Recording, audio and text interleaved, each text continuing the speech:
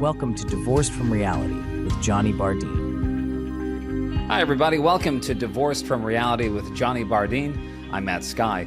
Johnny is a dedicated attorney who has been serving the Tampa Bay community for over a decade. With a mission to help individuals and families through their most challenging times, Johnny provides compassionate, fierce advocacy in divorce, foreclosure, personal injury, and probate matters. Johnny, thanks for joining. Hey, thanks so much. It's good to be here. So, Johnny, can you tell us about your journey and what inspired you to start your practice in St. Petersburg over a decade ago? I started this practice in the spring of 2009. So it was sort of at the height and the beginning of the mortgage foreclosure crisis. There were a lot of folks who needed help at that time. And so I figured I was in a position to help them. So we started out keeping the banks at bay and keeping people in their homes and fighting for them in that regard. And so after doing that for a couple of years, we were able to transition to some other areas of law, family law and probate, where folks were sort of in the most difficult part of their lives. And we were able to help them through those. How does compassion drive you through this process? You're helping a lot of real people, like you're saying, in really tough times. Well, I think that's the crux of it, is compassion. I don't think you can do this job unless you've got a lot of empathy and a lot of interest in other people's well-being. And so I think without compassion, you couldn't possibly be a good advocate for people. And you've had obviously a lot of cases over the years. I'm sure you've probably seen it all. Contested mortgages, foreclosure crises. How have these experiences shaped your approach to family law? I think that's a good point, because what I think more divorce attorneys need to understand is that you can help with the sort of micro legal issue of the divorce, but the ripplings of that, like the effect of that, has a much broader scope and breadth than you think. And so if you are facing divorce and there's a strong likelihood that you're going to have some challenges in other areas of your life, financially or with your mortgage or familially or interpersonally. And so I think that's how it shaped it. And when you're dealing with some of your cases, there's a lot of, I presume, heated debates and arguments and personal matters. How do you balance vigorous advocacy for finding an amicable resolution, that is?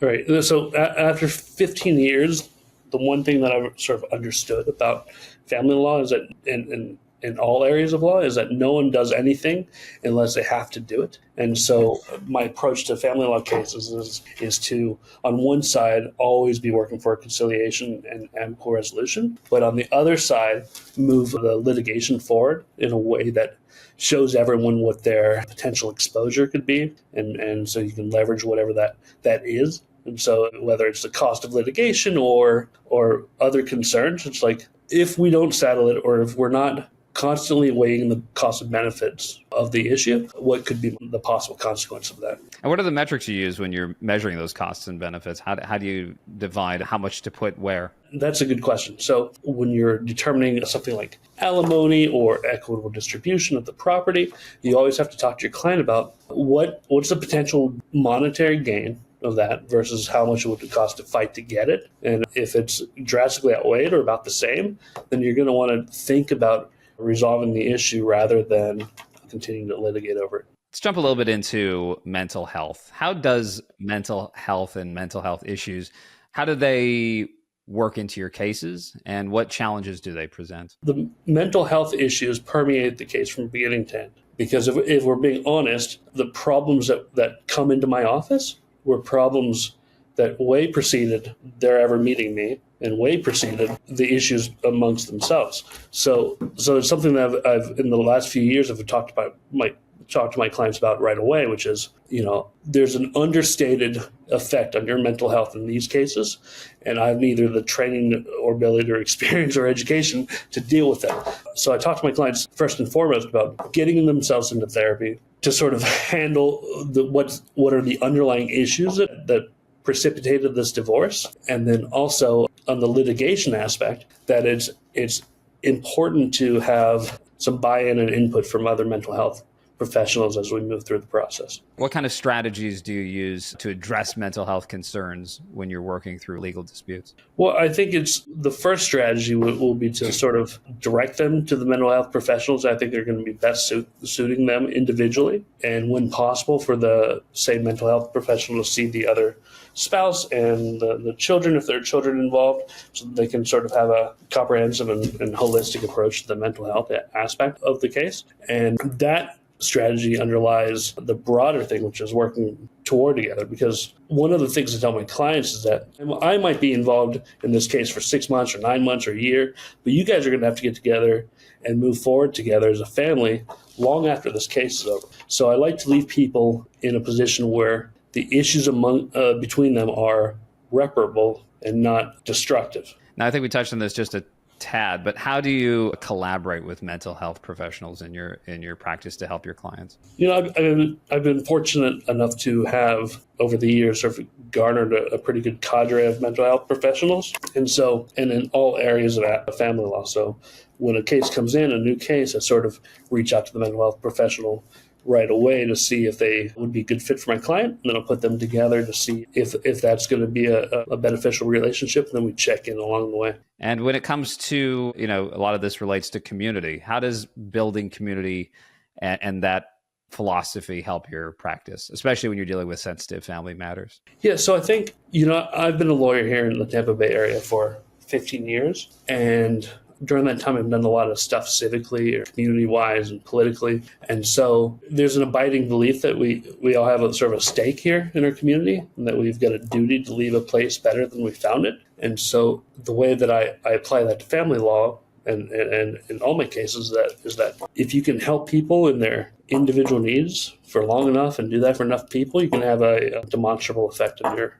broader community. Yeah, you're right. Every little drop counts, I guess, and starts adding to a better world. Can you share a memorable moment where having that compassionate approach made a big difference? Yeah, I mean, there've been so many over the years. And so I think, what you have to tell clients is that we can't do anything to change the past. So what we can do is focus on now and move forward in a good and productive way. And so I've had scores of clients who have come to me with very serious issues in their past or have not seen their children for a number of years. And I think with some therapeutic work and some empathy and some compassion towards that end goal, I've reunited parents with their children who haven't seen them for close to a decade. Wow. Yeah, it's definitely a big change. What's their response like when they've had that kind of separation for that long? Gratefulness. I mean, they're so grateful about that second chance because I think a lot of people feel a bit beat down by the process for a while and feel like no one's listening to them. So when they feel heard finally and when they put in the work and they see results, there's just this grateful joy that comes over them. And how do you, I guess, pull people forward when they feel there is maybe no hope, if they feel like they're in a case where there may not be a positive resolution? How do you ensure them that there's a possibility for one? Well, first of all, you gotta tell people the law. The law isn't set up for windfall results for one party versus the other. It's not set up to keep families apart. It's not set up to keep parents away from their children. It's set up to move people forward in a way that favors their best interests and the best interests of their children. So I think there's some misinformation that clients have when they first come to see me. And secondly, just the sort of overwhelming anxiety of being in this process already puts you in a sort of a negative perception.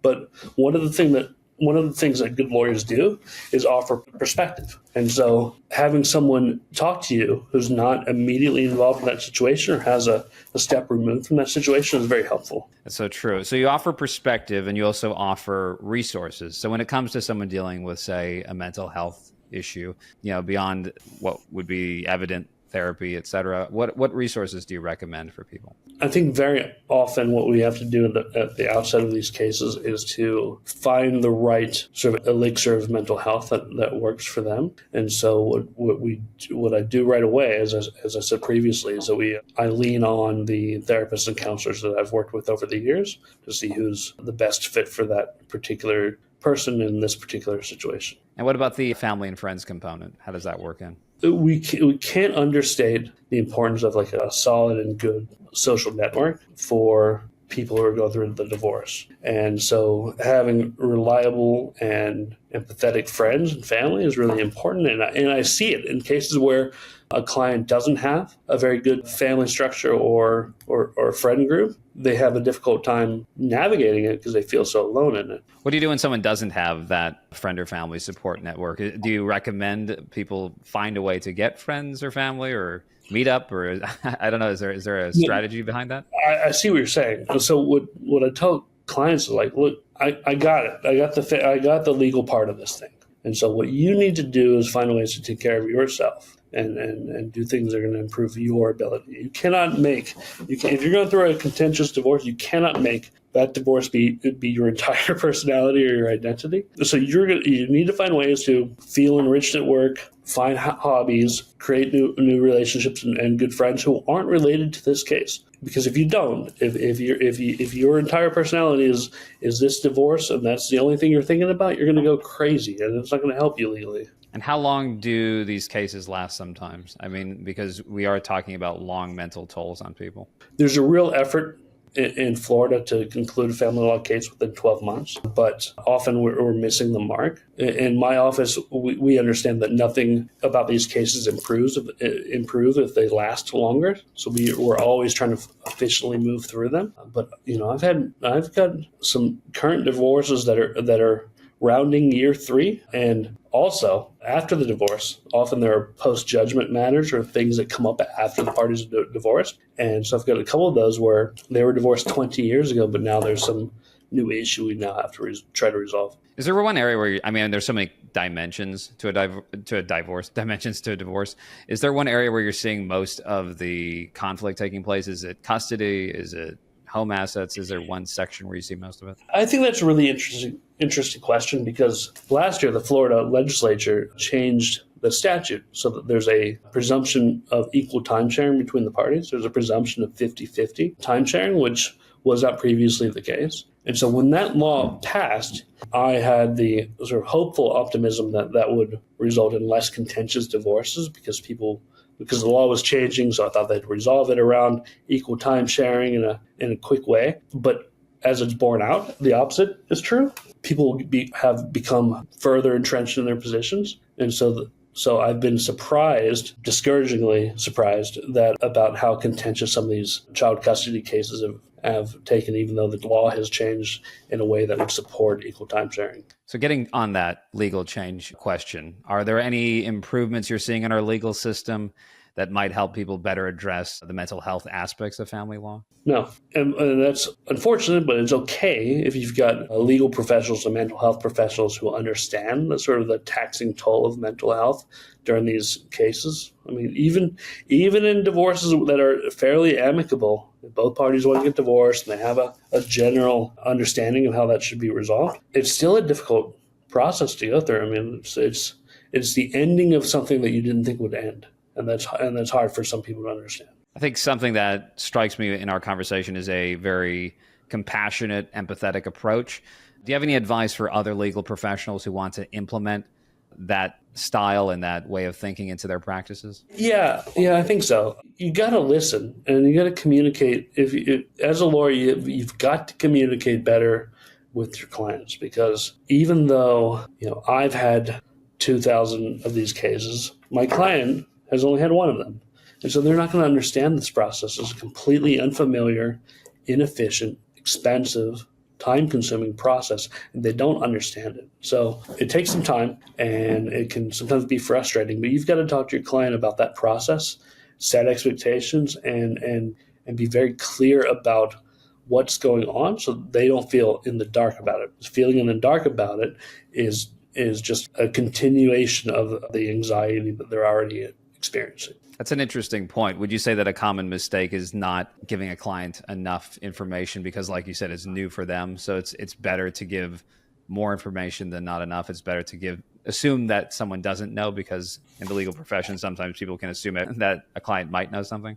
I think that's right. And I just told a client yesterday, I'm like, look, as a general rule, my operating principle is to give you all the information, to forward you every email I get about your case, because I think more information is going to be better than less information. And if you don't like that, or if that makes you uncomfortable, if that adds to your anxiety, let me know, and we can tailor how we communicate to what's best gonna be best for you as we move through the process. So as we wrap up, if you had one major takeaway for people listening to this episode, what would that be? That it gets better. I mean, look, if you're coming into my office, you're probably not having a great day, right? You're probably in one of the worst times of your lives, but it's only one of the times in your life. So you might be facing a really challenging period, but it's only for a little bit. So if we do our level best to see those issues and resolve them, then we can move past them, and this will just be another blip